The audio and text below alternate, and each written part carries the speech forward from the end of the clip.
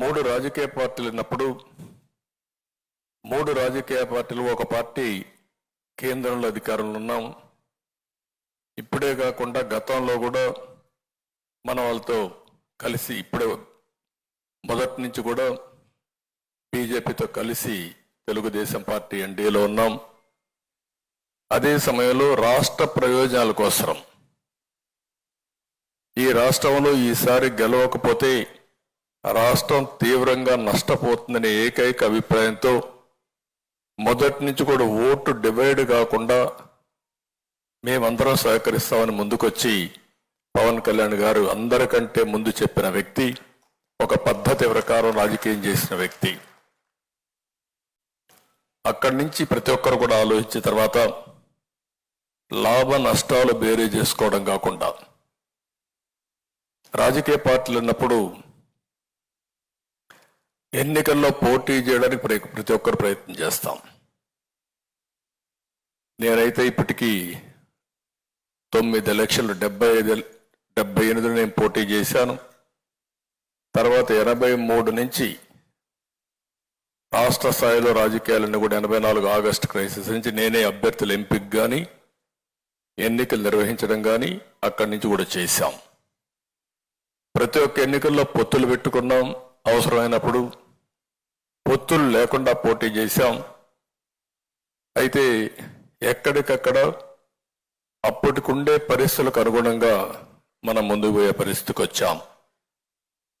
అయితే ఈరోజు కూడా ఈ పొత్తులు పెట్టుకున్న తర్వాత తెలుగుదేశం పార్టీకి ఒక విశ్వసనీయత ఉంది. అదే మరి బీజేపీ కూడా జాతీయ పార్టీగా ఉంది. వారు కూడా అధికారంలో ఉండడమే కాకుండా ఒక విశ్వసనీయత వారు కూడా ముందుకు పోయే పరిస్థితి వస్తుంది.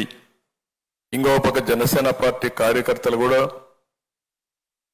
పవన్ కళ్యాణ్ గారి యొక్క నాయకత్వం పైన అభిమానంతో కానీ లేకపోతే ఒక కమిట్మెంట్తో పనిచేస్తున్నారు. ఇవన్నీ కూడా పర్ఫెక్ట్గా జరగాలంటే ఒక్క వ్యక్తి కూడా ఈరోజు అందరికీ టికెట్లు ఇవ్వలేకపోయాం. ఏ విధంగా ఎంపిక చేసాం కూడా మనం మాట్లాడుకుందాం. వివిధ రాజకీయ పార్టీల్లో కొంతమంది ఆస్పిరెంట్స్ ఉన్నారు. రాజకీయాల్లో పనిచేసేది గుర్తింపు కోసం పనిచేస్తాం. సర్వీస్ చేయడానికి మనం కష్టపడతాం. ఓసారి పొత్తుల వల్ల కొంతమందికి సీట్లు ఇవ్వలేకపోయాం. చాలా కష్టపడ్డారు, జైలుకు పోయారు. మన పార్టీలో పోరాడారు, జనసేనలో పోరాడారు, త్యాగాలు చేశారు. బీజేపీలో కూడా ఆస్పిరెంట్స్ ఉన్నారు, వారికి కూడా ఇబ్బందులు. అందరికీ పోటీ చేయాలనే ఆలోచన ఇవన్నీ ఉంటాయి.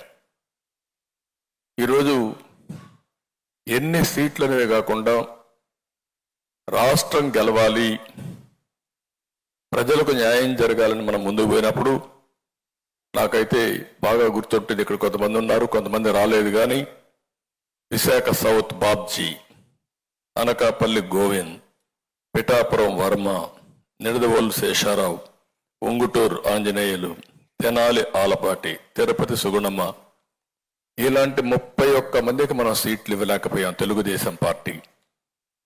ఇదే విధంగా మిగిలిన సీట్లు జనసేన సీట్లు ఇవ్వలేకపోయారు. పోయినసారి పోటీ చేసిన సీట్లు కూడా జనసేన అకామిడేట్ చేయలేకపోయారు. 2019లో పోటీ చేశారు.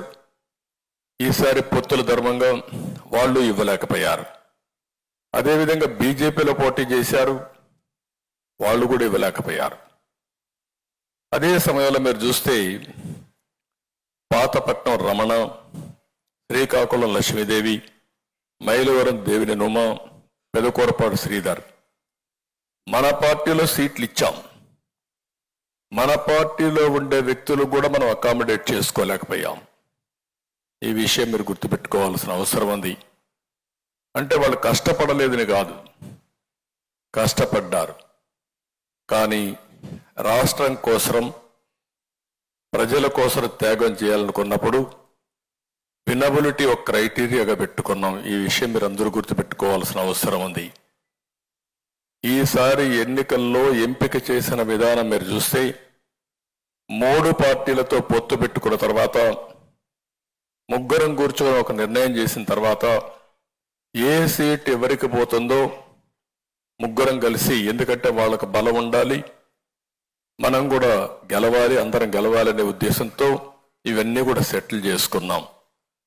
చాలా ఎలాబొరేట్గా అవర్స్ టుగెదర్ కూర్చున్నాం. స్లీప్లెస్ నైట్స్ కూడా, ఒకసారి రాత్రి అంతా కూడా వర్క్ చేసిన రోజులు ఉన్నాయి. పొత్తులైన తర్వాత మన క్యాండిడేట్స్ గురించి మళ్ళీ వాళ్ళు ఎక్సర్సైజ్ చేస్తున్నారు, నేను కూడా ఎక్సర్సైజ్ చేస్తున్నాను, ఇంకా కొంత ఉంటాయి కూడా చేస్తున్నాం. పొత్తులైన తర్వాత నేను ఆలోచించిన విధానం మీరు చూసి, ఈసారి 3 పార్టీలు కూడా ఆలోచన ఒకటే, వినబిలిటీ. పెట్టిన అభ్యర్థి గెలవాలి. ప్రజలు ఓటేయాలనుకున్నా ఓటేయించుకునే శక్తి, సమర్థవంతంగా ధీటుగా పోరాడే వ్యక్తి మనం పెట్టుకోవాల్సిన అవసరం ఉంది. ఎప్పుడు కూడా రాజకీయాల్లో అభ్యర్థుల ఎంపిక చాలా కీలకం. ఒకవేళ కానీ అభ్యర్థుల ఎంపికలో తప్పు చేస్తే మనం కొన్ని సీట్లు పోగొట్టుకునే పరిస్థితికి వస్తాం. ఆ యాంగిల్లో ఆలోచించినప్పుడు నేను చాలా ఎక్సర్సైజ్ చేశాం.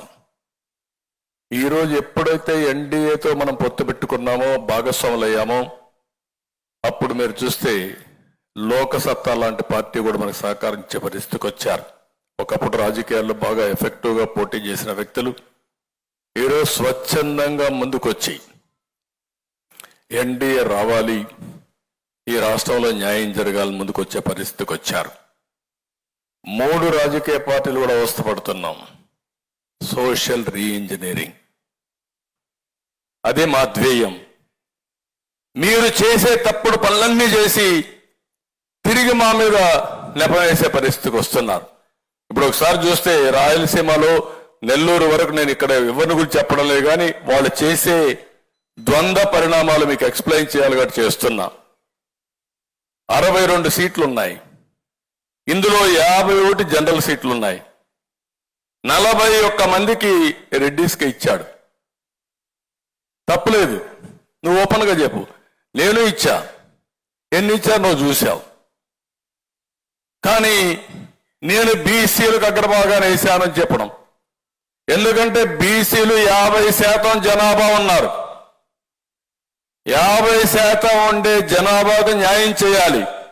అందుకే మనం ఎంపీల్లో కానీ ఎమ్మెల్యేలో కానీ నెంబర్ 1 ప్లేస్ ఎవరైతే ఉన్నారంటే బీసీలకే ఇచ్చాం, తర్వాతనే మిగిలిన వర్గాలకు అంతా ఇచ్చాం. That is our commitment, that is our policy. నువ్వు చేసే తప్పుడు పనులు మళ్ళా గుడ్డ కాల్చి వేరే వాళ్ళ పైన వేస్తే మనం తుడుచుకుంటా కూర్చోవాలా, అదే తప్పు అంటున్నా. ఎవరికి న్యాయం జరగల వీళ్ళ ఏ 4 పేటీఎం బ్యాచ్, ఆ సుబ్బారెడ్డో, విజయసాయి రెడ్డో, లేకపోతే సజ్జలో, లేదంటే పెద్దిరెడ్డి, ఇక్కడ ఉండే రాష్ట్రంలో ఉండే రెడ్డిస్కి ఎవరికి న్యాయం జరగలేదు, ఏ ప్రాంతానికి జరగలేదు. లేదంటే రాష్ట్రంలో ఉండే క్రిస్టియన్స్కి ఏం జరగలేదు, ముస్లింలు కొరిగిందేమీ లేదు. అదే మాదిరిగా షెడ్యూల్ కులాలైన మాలాస్ ఆర్ మాదిగాస్ ఏం న్యాయం చేశారు చెప్పండి మీరు? సప్లాన్ ఉంటే సప్లాన్ ఇచ్చారా మీరు? అందరికీ ఇచ్చినట్టు 10 రూపాయలు ఖర్చు పెట్టారు తప్ప, అదే స్కీములు తప్ప ప్రత్యేకంగా రాజ్యాంగంలో వాళ్ళకు ఉండే ప్రొవిజన్ సప్లాన్ ఉంటే ఆ సప్లాన్ ప్రకారం నిధులు పెట్టాల్సి వస్తే 1 రూపాయి పెట్టారో మీరు చెప్పండి? ఓచకోత చేశారు, మనుషులను చంపారు. చంపడం కాదు, దిక్కు లేని విధంగా క్రూయల్గా చంపి ఇప్పటికి కూడా వాళ్ళని ఏమాత్రం మనం చూసాం. ఆ సుబ్రహ్మణ్యం డ్రైవర్,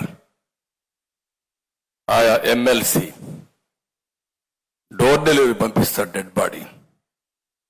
అబ్దుల్ సలాం, 4 కుటుంబ సభ్యులు విధి లేని పరిస్థితుల్లో బ్రతకలేక బలవంతపు ఆత్మహత్యలు చేసుకున్నారు. ఇప్పుడు మాట్లాడుతున్నాడు మనం బీజేపీతో పోతుంటే మైనారిటీస్ వ్యతిరేకం చేస్తున్నాం, 4% రిజర్వేషన్లు తీసేస్తాం, లేకుంటే ఇంకోటి చేస్తున్నాం అని మాట్లాడే పరిస్థితికి వచ్చారంటే రెచ్చగొట్టి రాజకీయం చేసి రాజకీయ లబ్ధి పొందాలనే మనస్తత్వం తప్ప సమాజ హితం కోసం పనిచేయని పార్టీ ఈ పార్టీ. నేను అందుకనే మిమ్మల్ని అందరినీ ఒకటే కోరుతున్నా, ఈరోజు ఒక్క స్కాండల్ కాదు, ఒక్క స్కామ్ కాదు, మీరు ఏది చూసినా, ఏ స్కీమ్ చూసినా ఆ స్కీమ్ ఒక స్కామ్ ఉంటుంది. దానికోసం డిజైన్ చేశారు. అందుకే మీ అందరిపైన ఒక గురుతరమైన బాధ్యత ఉంది. మిగిలిన విషయాలు కూడా మనం మహాడుకోవాలి, ప్రెస్ను పంపించేస్తాం. నేను ఒకటే మిమ్మల్ని కోరుతున్నా, రాష్ట్ర ప్రజలందరికీ విజ్ఞప్తి చేస్తున్నా, ఎన్డీఏ జాతీయ స్థాయిలో 100% గవర్నమెంట్ ఫామ్ చేస్తా ఉంది.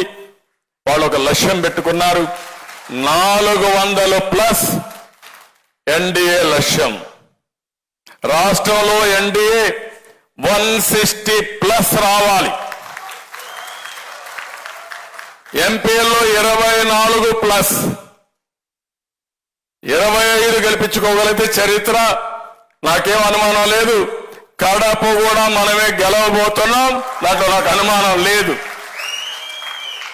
దీనికోసం మనం ముందుకు పోవాల్సిన అవసరం ఉంది. ఇది అందరూ గుర్తుపెట్టుకొని, ఇంకొక పక్క కూడా కొంతమందికి సీట్లు రాని అభ్యర్థులు ఉన్నారు, అన్ని పార్టీల్లో ఉన్నారు. అందరినీ దృష్టిలో పెట్టుకుంటాం. అటు కేంద్రం ఉంది, ఇటు రాష్ట్రం ఉంది. పని చేయాలి, సమాజ సేవ చేయాలనే వ్యక్తులకి అవకాశాలు కల్పించే బాధ్యత ఈ 3 పార్టీలు కూడా తీసుకుంటామని మరొక్కసారి ఈ సభాపర్వంగా ప్రతి ఒక్కరికి విజ్ఞప్తి చేస్తున్నా. ఈ 3 రాజకీయ పార్టీల్లో ఉండే నాయకులు, కార్యకర్తలే కాదు, ప్రజల మీద ఆలోచించండి, అసోసియేషన్స్ మీద ఆలోచించండి. చాలా అసోసియేషన్స్ ఉన్నాయి. ఒక కాలనీ ఉంది, ఆ కాలనీలో ఉండే హౌస్ అన్ని ఒక అసోసియేషన్ పెట్టుకున్నారు. స్కూల్స్ ఉన్నాయి, కాలేజీలు ఉన్నాయి. అదే మరి వృత్తిపరంగా చేసే చాలా మంది ఉన్నారు. ఇంకో పక్కన కులపరంగా ప్రతి ఒక్క కులానికి అసోసియేషన్స్ ఉన్నాయి. ఇవందరూ కూడా ప్రతి ఒక్కరు ఆలోచించండి. డాక్టర్స్ ఉన్నారు, ఇంజనీర్స్ ఉన్నారు, మేధావులు ఉన్నారు. ప్రతి ఒక్కరు ఆలోచించండి, ప్రతి ఒక్కరికి చెప్పండి. మీ బాధ్యత మీరు చేయండి, మా బాధ్యత మేము చేస్తున్నాం, మీ బాధ్యత మీరు చేయండి.